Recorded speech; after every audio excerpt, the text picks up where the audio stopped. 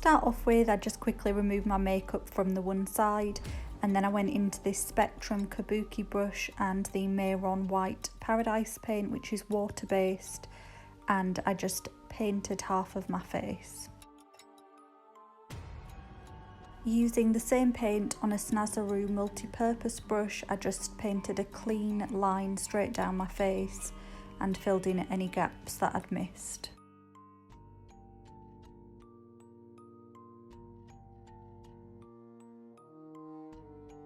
I then went into Diamond FX black face paint, which is also water based, and I started to carve out the skull features. So I painted in the skull eye socket.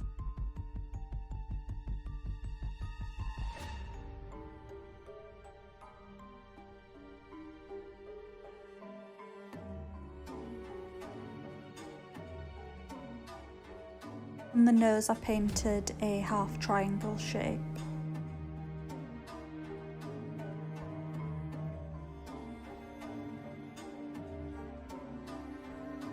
Using the same black paint and brush, I then started to paint on the jaw of the skull.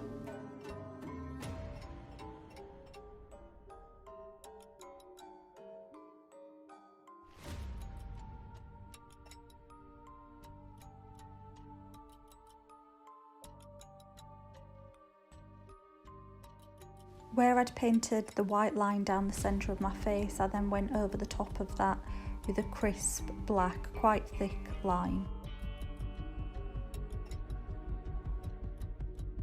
I like to add the detail of cracks to my skull makeups as it's easy to do and it's really effective.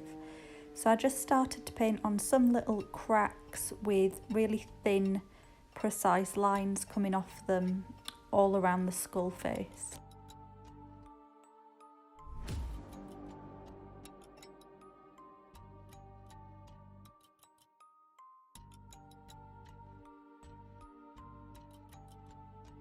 For the teeth, I paint a line coming from the side of my mouth, and then I'm just painting some quite basic like triangle shapes for the teeth.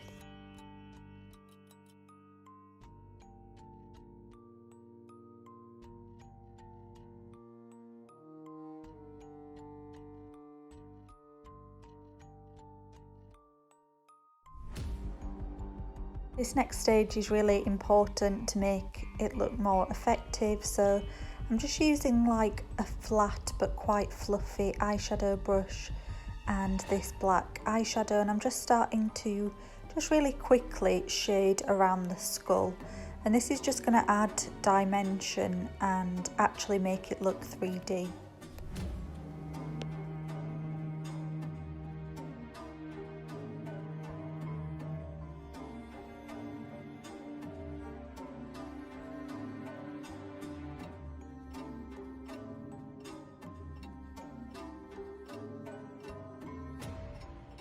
Along the skull side of my face where I painted the black line, I'm now adding a thick line of eyeshadow, which is going to make it look like a shadow and that the two sides of my face are separate.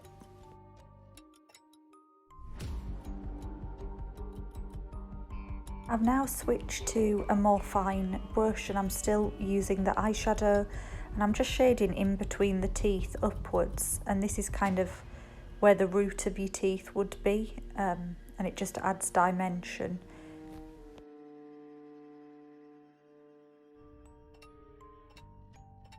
I also started to shade around the cracks of the design, so with a big crack like this I just shade around but not touch the edges and leave like a white edge, which makes it look three-dimensional. And then along some of the cracks I also just added a bit of eyeshadow, and it just makes it look a bit more realistic.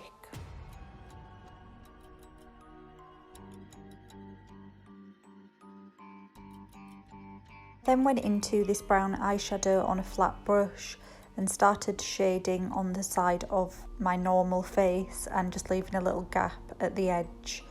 I went into this colour because it's like quite a few shades darker than my own skin, so depending on your skin colour would depend the colour you'd need to use. I then went into a white face paint on my low Cornell round number 4 brush, and this is like the final bit of highlighting around the design. This is a different white paint to the base. This is Diamond FX white, which I find is better for details, but the Mehron Paradise is better for the base. Whilst I'm highlighting the skull, I'm just going to paint a really fine white line down the centre of my face on the one side that's not the skull, and this is just going to really distinguish between the two sides.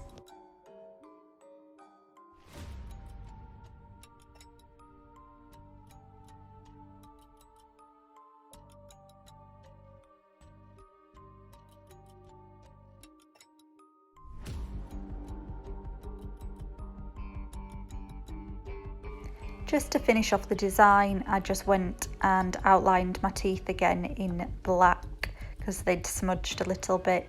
But this is the finished skull. I'd say this is quite easy to do and I find it very quick. So it's really good Halloween design.